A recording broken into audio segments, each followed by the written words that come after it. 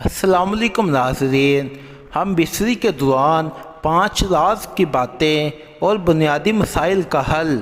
Number 1، ہم بستری صرف شہوت رانی نہیں ہے بلکہ زوجین کے لیے سکون قلب اور راحت جان ہے۔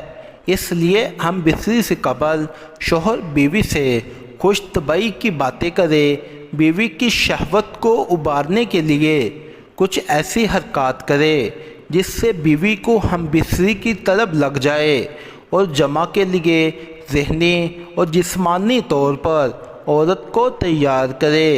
نمبر 2، بیوی کی اگلی ڈیش میں ہم بستری کرنا حیض و نفاس سے پاکی کی حالت میں جائز ہے، اور جمع کرنے کے لیے بیوی سے بوس و کنار ہونا، خوش طبعی کرنا ہم بستری کے لیے تیار کرنے کے واسطے اعضاء بدن بشمول شرمگاہ چومنا یا دیکھنا جائز حلال ہے۔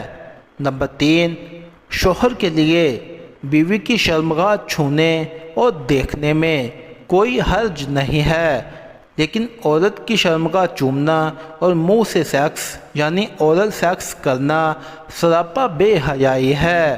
نمبر 4، اولاد کے درمیان ضرورت کے تحت وقفہ کرنے کی نیت سے بستری کرتے ہوئے منی شرمگاہ کے باہر خارج کرنا جائز ہے۔